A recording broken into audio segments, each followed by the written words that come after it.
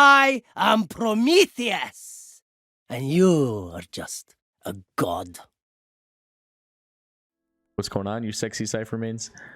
Today, well, probably not today because by the time I upload this, it'll be the next day or the day after, was the match between Sentinels and Newturn at Iceland.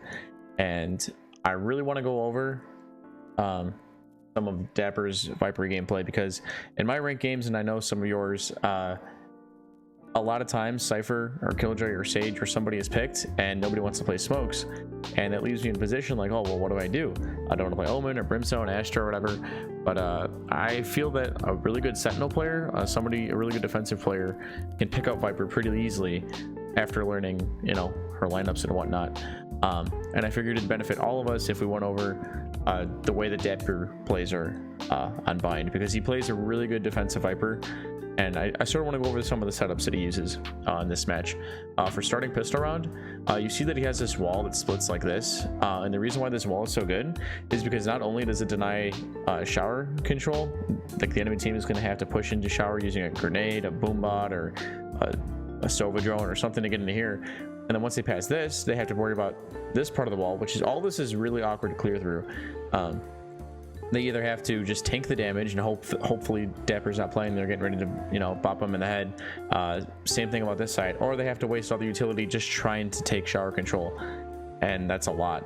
And if they take short, Dapper has his one way up on this box here. You'll see this later in the bod, and this part of the wall denies the enemy team from gaining the entire site control, because it's dangerous to push the Viper smokes. You got to respect them, and right now in the meta, Viper is in fact very meta.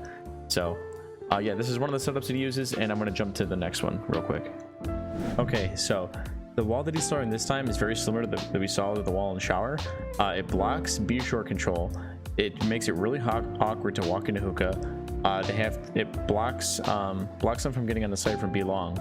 And he throws an orb here, his poison orb here, which makes it super awkward to get through all this. He just packs all this poison, all this damage over time into one small area. And some rounds, like this round, he's playing there with the judge. Some rounds he is, some rounds he isn't. So it just makes it super awkward, super dangerous to push into any of this. And like I said, if you main Cypher, Killjoy, or Sage, or any Sentinel, I highly recommend that you pick up Viper and you watch this man play, because this is a control you can pick up when somebody selects your Sentinel. So on to the next one. Okay, so something I want to talk about too, that if you're picking Viper, I still don't think that she's a replacement for a Cypher or Killjoy, because something like this can happen. Yeah, Viper can anchor down hookah and somewhat, you know, of sight, but they have no information on long or anything on site, because he's stuck in here with his judge. Also, let me pause this.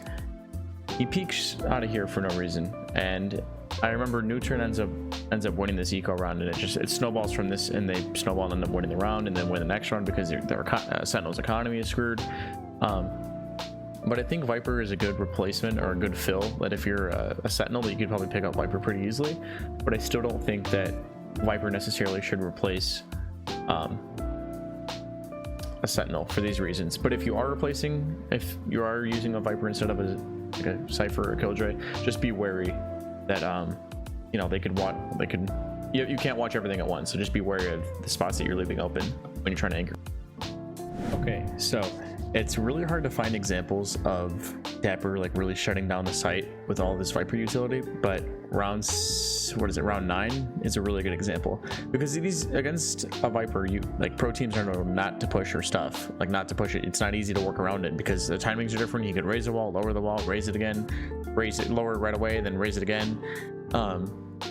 And earlier in the round, Raze had to use one of her satchels to get in here and clear this whole pocket out, because there's an orb here, a wall here is really weird. So it kind of messes up their execute, where Raze can't double satchel on the site along with her jet. And then Dapper, not only does he have all this annoying stuff in hookah, he still holds onto a molly, which I'm going to show you everything that happens.